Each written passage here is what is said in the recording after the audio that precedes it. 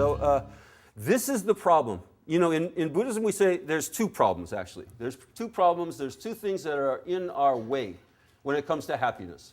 The first one has got it. Thanks. First one is self-cherishing. And that will be the target of tonight's talk mostly, is to how to live a life that's less self-cherishing, less selfish and more interested in others. And this is one half of the secret of happiness. This is one half of the secret of happiness. And it's not just Buddhism that teaches this, of course. Every authentic religious tradition has always said, you know, think about other people. Love your neighbor as yourself, right? You heard that before? Which Swami said that? See, yeah, that's Jesus. You know, they all say the same thing. Ultimately, they're saying the same thing. And the reason that they're saying the same thing when it comes to things like, you know, be less selfish, be more selfless, is because it works. Is because it's the real secret to happiness. And you go, well, no, nobody's ever said that to me. They've always said if you're interested in being happy, you have to look out for number one, right? That's the heresy. That's the heresy of modern greed and egotism and consumer capitalism. That's the devil speaking. The reason that it's the devil is it doesn't work. See, it doesn't work. How's it worked out so far? 60 years of consumer capitalism. Are we happier? Are we happier yet? The average income has doubled, accounting for inflation. The average income in America has doubled since the 1950s. We got everything. We got all the stuff that, you know, I remember my dad bringing home the first television. I was like 5 years old. They had, you know, this television this big, black and white, you know. You actually had to go and turn it on the thing, you know. You had to actually go to the machine to turn it on. You didn't just go like that. You know. Now everyone's got a television. 99% of American households have at least one. 70-some% have two or more. You see? You know, everyone's got everything. We got all, now they have to invent stuff that we didn't even know, you know, we couldn't even imagine, you know. We travel quite a bit. Nowadays you go onto the airplane and you can continue shopping.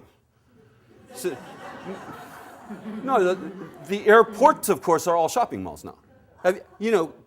Look around. The airports are all shopping malls. They've gone from the institutional model of like hospitals and schools.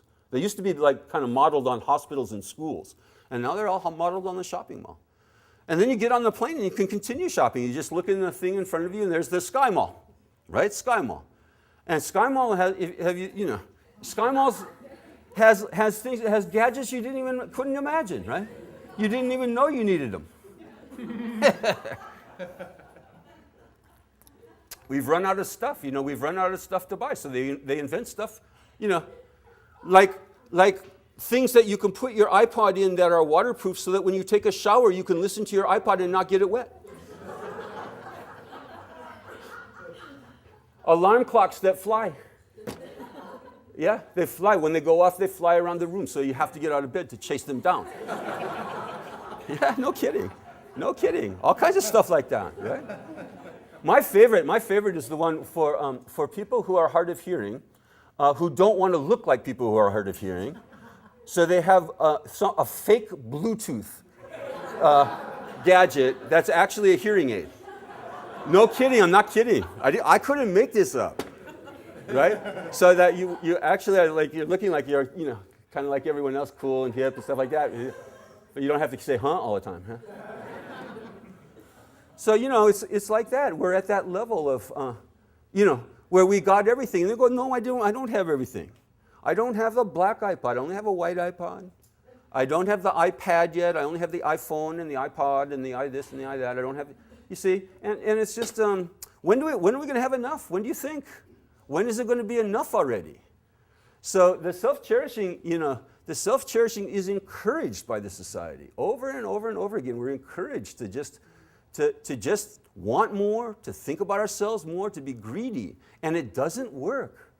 The rate of depression has increased at exactly the same rate as the rate of prosperity.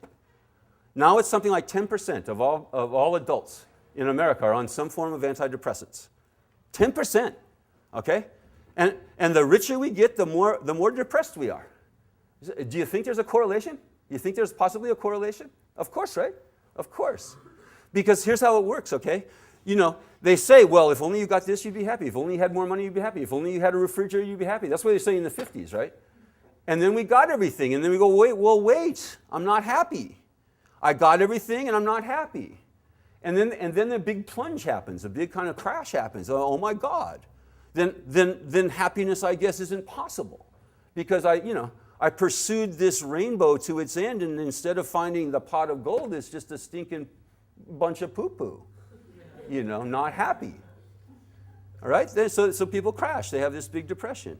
So this is the alternative to greed. The alternative to seeking happiness through greed is to run a car bomb into your self-cherishing and stop thinking about yourself all the time and think about somebody else, which is the secret of happiness, okay? So in case something happens and we don't finish the talk or whatever, just cut to the bottom line, okay? If you're interested in happiness, stop thinking about your own happiness all the time and think about somebody else's happiness, and that's the secret of your happiness. Should I say it again, or just because sometimes you hear that and you go, wait a minute, you got it all confused. If you're interested in happiness, if you're interested in your happiness, stop thinking about your happiness all the time and think about somebody else's happiness, which will result in whose happiness? Your happiness, okay? That's the way it works. That's the truth, okay? That's the secret. That's the real secret to happiness. Real secret in happiness isn't in the iPad.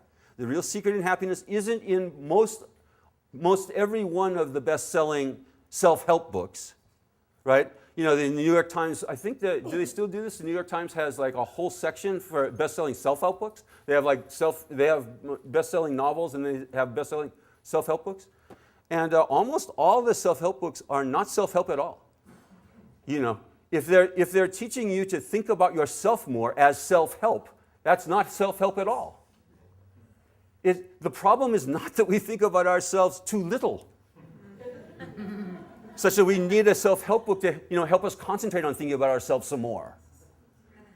We even have magazines, right? You go to the newsstand, you can buy a magazine called Self Magazine. So that, in case you hadn't thought about yourself enough during the course of the day, you can get a magazine and read it at night, how to think about me some more. What about me? What about me? See?